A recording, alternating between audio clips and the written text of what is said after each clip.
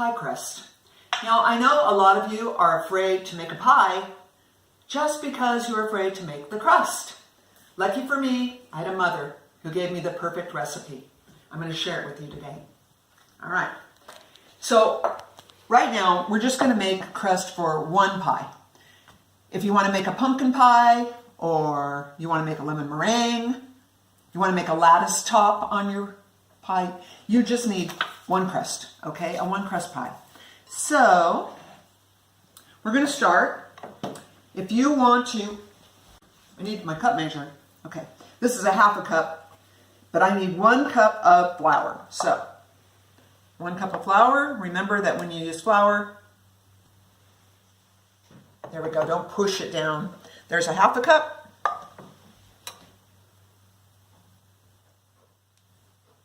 One cup. Okay, 1 cup of flour. Then you need some Crisco. All right.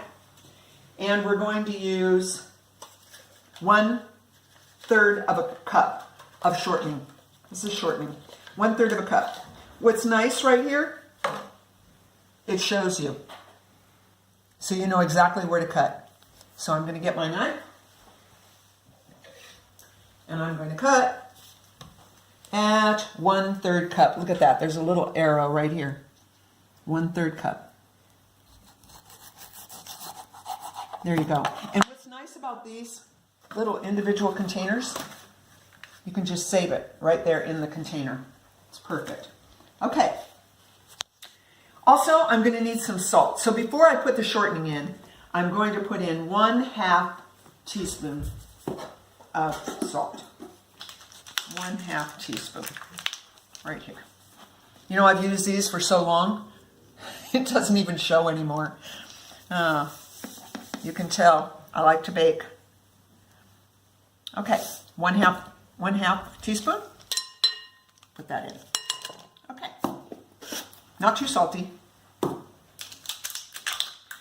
right, now I'm going to put in 1/3 cup shortening. There we go. Now, this is when you use your pastry blender. All right. So, you cut with it. You just cut, and you cut it in. This is called cutting with your pastry blender. Sometimes, hopefully you washed your hands really well like I just did, because you may have to use your fingers to get it off. And cut some more. There we go. Making pie dough, a pie crust, you can't be afraid to get your fingers a little messy. Okay, there we go. And we just cut it in.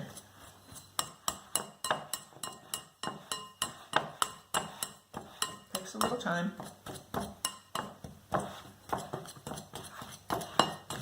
All right, while I'm cutting this in, I'm going to tell you, we're going to add some water now.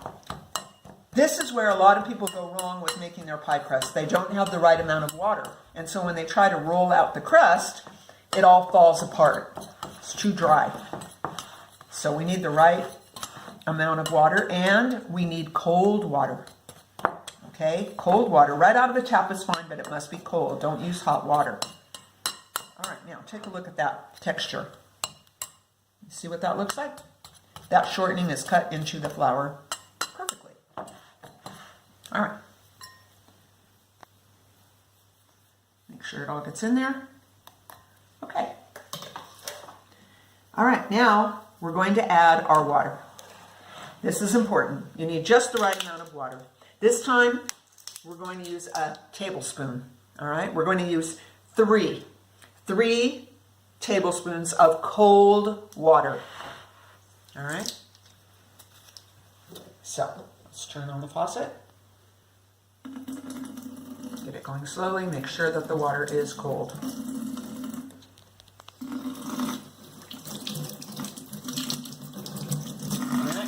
Go. 3 tablespoons.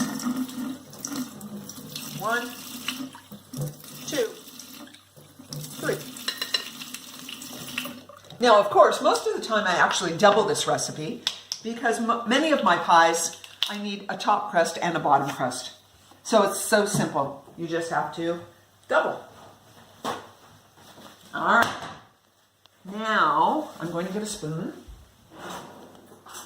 And I'm going to stir it.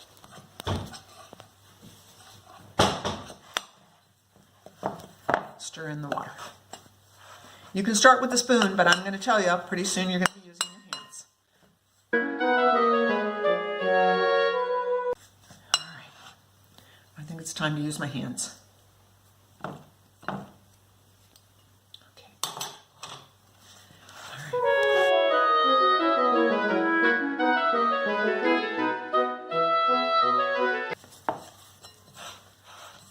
All right. Okay. Nice and clean. All right, here's my dough. I wish you could feel it, then you'd know exactly what it's like. Hopefully you can see it. All right, it's going to be time to roll out the dough. This is dough for an 8-inch or a 9-inch pie plate. So what I need now, I need to put some flour on my breadboard.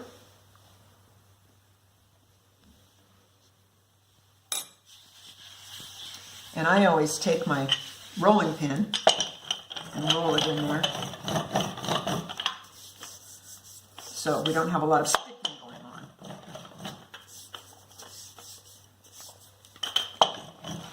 All right. Okay, here we go.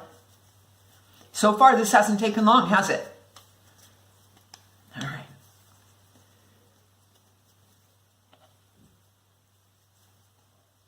Okay. All right. I'm going to start out round. We'll see what happens. Okay. All right. I keep kind of churning it. What I don't want this to stick to the breadboard, but I don't want it to get too much flour in it.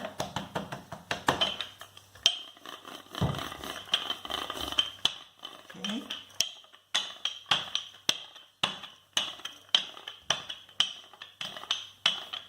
All right. Make sure that it's not sticking. Maybe a little bit more.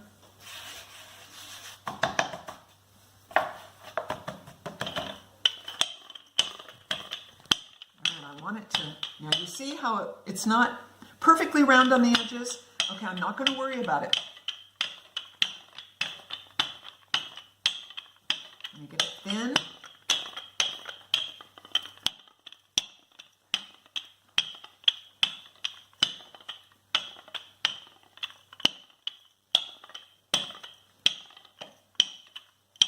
All right, now what you want to be able to do now, it's not going to be perfect. It's going to need a little patching, but don't worry. No one will know that you patched. Okay, so this is my thickness right now. Can you kind of get a look at how thick that is? Okay, so what you want to do, this is a little tricky right here. You want to fold this in half, like this. Okay? And then we'll get our pie plate here. And we're going to lift it and put it in. All right. Now I know you're saying, whoa, wait a minute, that doesn't look perfect. But don't worry, you watch.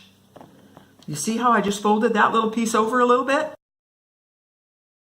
And look, you would never know. You would never know. See? Do a little patching. Okay, now on the bottom, there we go. All right, now you can see there are a few little spots.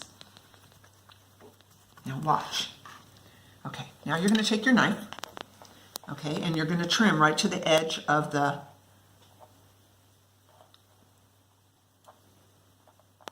pie plate. So you're going to have this little bit of extra.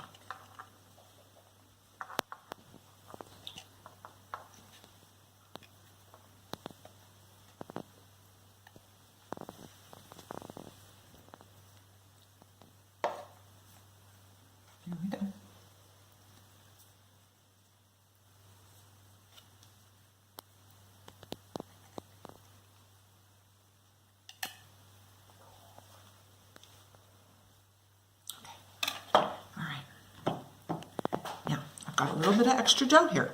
This is perfect. This is my patch kit right over here. All right, so I need a little patch kit right here. Take a little bit. Look how nice and malleable it is. All right.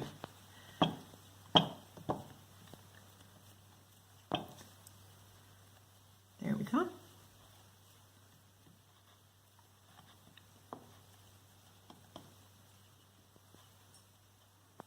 Do a little tiny bit of patching.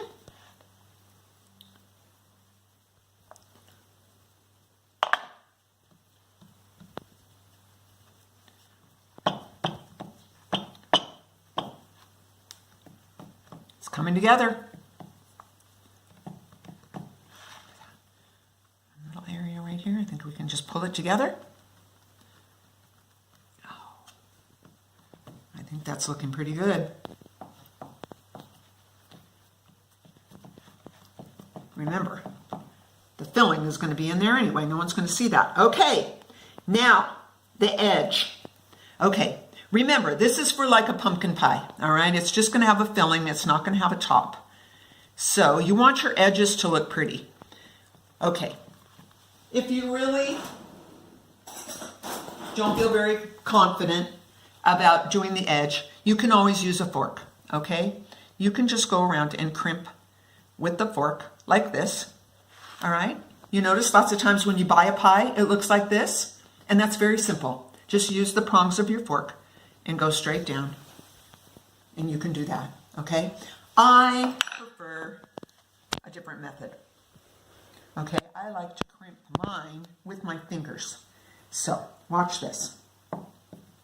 You're going to use your thumb on one hand and your thumb and your pointer on the other hand, okay? Because I'm right-handed, it's going to look like this. I'm going to put my left thumb, and then I'm going to just pinch right next to where my thumb was. You see this? Just pinch. I put my left thumb down, and then pinch with my right hand right next to it.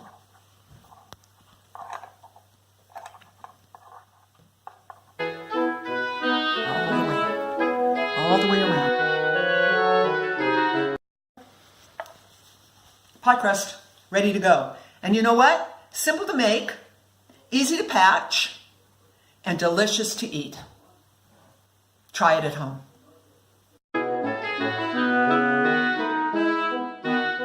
My grandson and I made a little apple pie, okay, to show you what happens when you want to put a top crust on. All right, so you're going to roll out your bottom crust, put it in first before you pour your apples in there, and just trim it right around the edge of the pie plate, okay? And now your top crust needs to be a little bit larger than the pie plate. All right, so you're going to put on your top crust now. All right, you may have a little problem here and there. Don't worry about it. Okay, so now you want it a little bit larger, okay? And let me get a knife. You want it a little larger, but not too much larger. So you can trim it. This piece is kind of causing a little problem. There we go. This one's a little bit. Okay, now can you see? Here's the bottom crust and here's the top crust. You see how it overlaps a little bit? You want to do that because now what you want to do, you want to take the top crust and tuck it under the bottom. Do you understand? Because for a fruit pie, when it's cooking, those juices are going to start running. And they're going to be all over your stove if you don't have the top crust tucked underneath the bottom crust. All right, so you're going to do tucking all the way around. If you have a little bit too much, trim it off. You might need it. All right, here we go. Tucking, tucking, tucking, I know that's not beautiful, but it's not going to look bad. This is a little bit too much. You don't want real thick crust. This is a tasty crust, but you want a lot of the filling and a little bit of crust, right? Okay. And see, you can mend as you go along. It's all right, as long as you get it really... Okay, now this one. This is when you can maybe use a little bit of your leftover. Just add it so that you've got enough crust to make it nice and...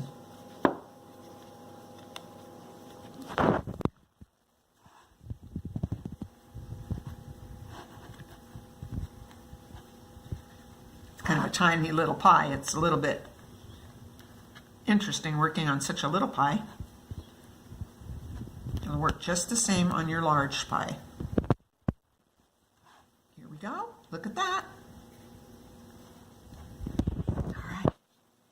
We made it all the way around. You want to make sure that it's nice and firm, that it's tucked and it's firm against the pie plate so we don't have a lot of dripping.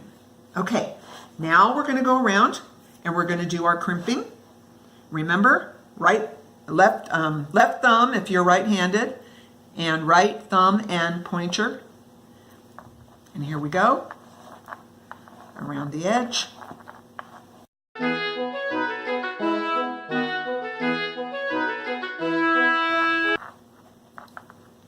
Oh, doesn't that look pretty? Oh, grandson, look how pretty.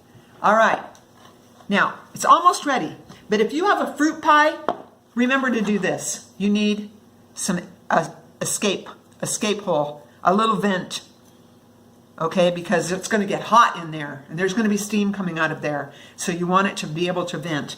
I always put one in the center and then around 4 or 5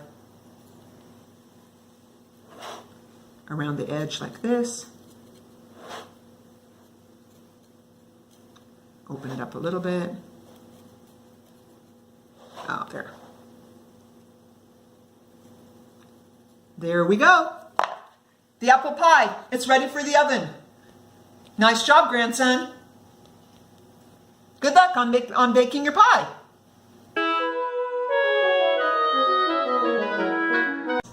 Okay, so I'm going to stick this in at 425 for 15 minutes, and then after 15 minutes I'm going to set it for 350, and I'm going to bake. If it's a 9-inch pie or an 8-inch pie, I'm going to bake it for another half an hour. So that's 45 minutes in all. And then stick a knife in and see if the fruit is tender. Okay? With this smaller pie, I might end up baking it a little less. All right. So I'm going to put this now in at 425.